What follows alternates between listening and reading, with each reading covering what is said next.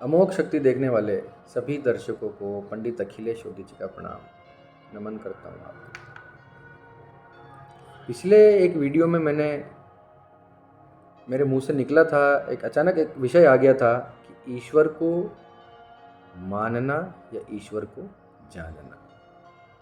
हमारी संस्कृति क्या कहती है या उसके अलावा मेरे क्या विचार हो सकते हैं, मेरे अध्ययन के अनुसार मैं कहाँ तक इस बात पर पहुँचा हूँ, उसके बारे में थोड़ी सी बात करते हैं। देखिए, वीडियो कहीं भी मेरा कोई कमर्शियल पर्पज़ नहीं है वीडियो बनाने का। मेरा सिर्फ इतना सा उद्देश्य है कि हम लोग प्रयास करें कि हम जिस संस्कृति में हम पैदा हुए हैं, जिसमें हमारा जन्म हुआ है, उसको ठीक ठीक थोड़ा समझ लें।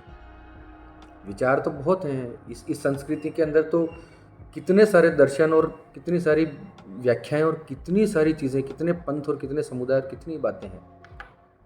उसी के अंदर हम ठीक ठीक कोशिश करते हैं कि हम चीज़ों को पकड़ पाएं। ईश्वर को माना जाए या जाना जाए, ठीक, दोनों अपनी अपनी जगह ठीक है। ईश्वर को जानना भी ठीक है, ईश्वर को मानना भी ठीक है।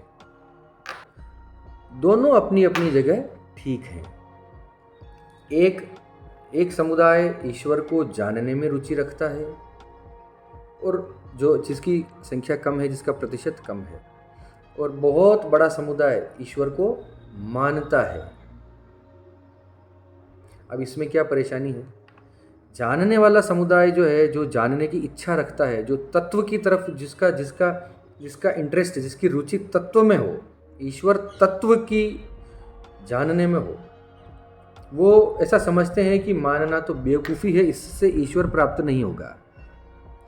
मेरा वीडियो सिर्फ इसी एक पंक्ति को लेकर है कि मानने वालों को क्या ईश्वर प्राप्त हो सकता है, क्योंकि ईश्वर को जाना ही नहीं गया तो आप उसको पाओगे कैसे। बिल्कुल बात सुनने में ठीक लगती है, पूरा वीडियो देखिएगा। सुनने में ये बात ठीक लग सकती है कि जिस चीज़ को हम जानते नहीं, समझते नहीं, सिर्फ मान लेने से वो हमें प्राप्त हो जाएगी क्या? तो मेरे विचार से हाँ, बिल्कुल प्राप्त हो जाएगी। बिल्कुल उसकी आशीर्वाद, उसका स्नेह, उसका प्रेम आपको प्राप्त हो जाएगा।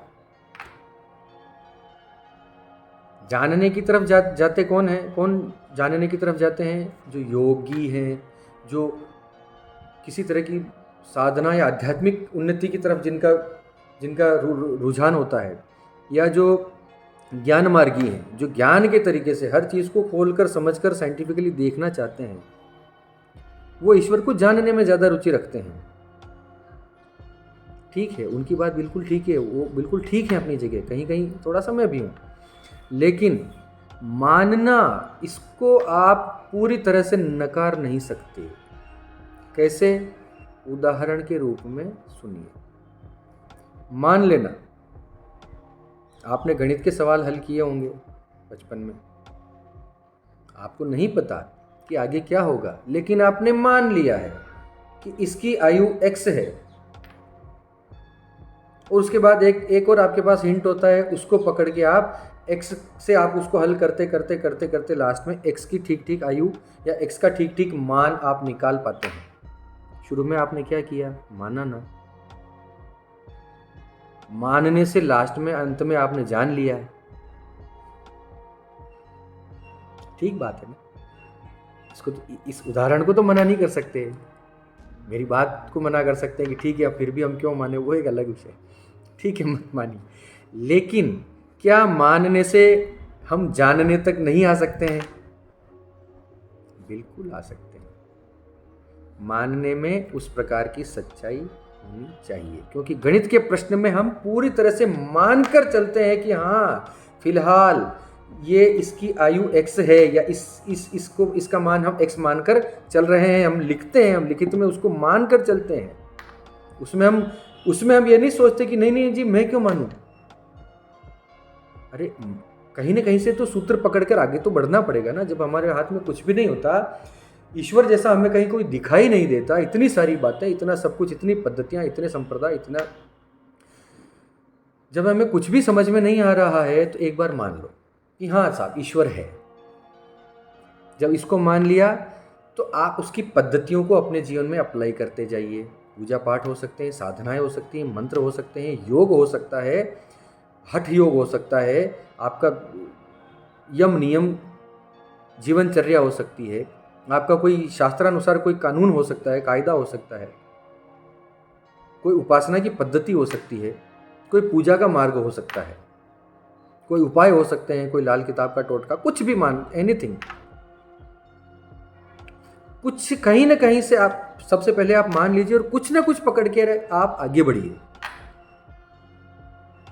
अगर आपने पूरी श्रद्धा, पूरा विश्वास, जितना विश्वास के साथ आपने गणित में x माना था, उसी प्रकार से आप मान लेते हैं कि हाँ ईश्वर है और उसका ये मार्ग है, उस पर आप बढ़ते गए तो जान जाएंगे, गारंटी है, दावा है मेरा पूरी तरह से। तो जो लोग ये बोलते हैं कि जिसको जानते नहीं उसको मानना क्यों, तो ऐसे बुद्धिजीवियों को मेरा कोटि कोटि वंदन। साइंस, उसका विज्ञान समझना मुझे भी अच्छा लगता है, लेकिन मैंने भी शुरुआत मानने से की, अभी भी मानता हूँ, अब उसको जानने का प्रयास कर रहा हूँ। इसके और क्या क्या पहलू निकल कर आ सकते हैं उस पर हम काम कर रहे हैं। मानकर चलिए। अरे कहते हैं लोग, कहते रहे क्या होगा मानने से, और बुद्धिजीवी और ये सब, मानिए। अरे मानिए, पूजा कीजिए, उपासना कीजिए, पद्धतियों का पालन कीजिए, और आपके अंदर अगर उसको करने से आपको प्रसन्नता मिलती है तो कीजिए, असर होगा, बिल्कुल होगा, क्यों नहीं होगा। क्योंकि हमारे ऋषि मुनियों को पता था कि सीधे सीधे ईश्वर का साक्षात्कार करना बड़ा मुश्किल है, बहुत बहुत बहुत कठिन मार्ग है। तो क्या किया जाए, सबसे पहले चलिए मानकर देखते हैं, और उसके लिए हम ये उपाय, इस तरह से ये मार्ग हमने बनाकर छोड़ दिया है, पूजा का, उपासना का, साधना का, मंत्रों का, योग का, अध्यात्म का। हमारे दैनिक जीवन में कार्यकलापों का, यम का, नियम का, यम नियम अष्टांग मार्ग जो है, यम नियम, ध्यान धारणा, समाधि, जो प्रत्याहार, ये सब जो है, गंतव्य सबका एक है, सब वहीं लेके जाएंगे। अगर आपने सिर्फ जानने में अपनी रुचि है आपकी, तो आप और किसी पद्धति पर ध्यान नहीं देंगे, उसको जानने में उसके अलग मार्ग हैं, आप उस पर भी जा सकते हैं, तब भी ईश्वर को पा सकते हैं। लेकिन मान लिया तो मानने से आपको और भी कई सारे भौतिक लाभ होंगे, ये तय बात है। इंसान है, मनुष्य है, धन की भी आवश्यकता होगी, आपको परिवार भी चलाना पड़ेगा, परिवार में रिश्ते नाते, बहुत सारी इमोशंस, बहुत सारी चीज़ें हैं, हम कितनी सारी चीज़ों से रोज जूझते हैं। मानना इन सब चीज़ों में आपको बहुत लाभकारी सिद्ध होगा, आत्मविश्वास आपका बना रहेगा, आत्मबल तो बना ही रहेगा।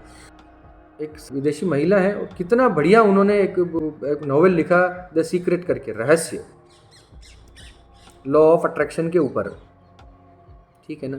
बहुत लोगों ने पढ़ा होगा, मेरा वीडियो देखने वालों ने, नहीं पढ़ा हो तो पढ़ लीजिए, अच्छा। वो क्या कहता है, वो यही तो कहता है कि आप इमेजिन कीजिए, आप मान लीजिए, आपको करोड़पति बनना है तो आप मान के चलिए कि मैं करोड़पति हूं, और उन सारी चीज़ों को आप अपने आसपास इमेजिन कीजिए कि मैं ऐसा हूं। आप मानना शुरू कर दीजिए कि आप तो हो चुके हैं बस, और चमत्कारिक रूप से 1 साल में, 1.5 साल में, 6 महीने में जिसकी जितनी संकल्प की शक्ति थी, उसी के अनुसार समय सीमा के अंदर उसको वो मिल भी गया। ये मानने के बाद ही हुआ ना। अब पहले से इसमें जानना कहाँ आएगा, बताओ, किसको जाना जाए। करोड़ों रुपए कितने होते हैं, किसी को नहीं पता, जैसे बहुत लोगों को नहीं पता ना, मुझे भी नहीं पता 1 करोड़ रुपए कितना होता है, मुझे भी नहीं पता, मैं कोशिश भी नहीं करता वो जानने की, वो अलग विषय। अब आम इंसान को करोड़पति बनना होगा तो वो क्या करेगा बेचारा, उसको तो पता भी नहीं है ना कि करोड़ क्या होता है। अरे मन में सोच तो लो, सोचने में कहाँ दिक्कत है, इसमें कहाँ परेशानी है।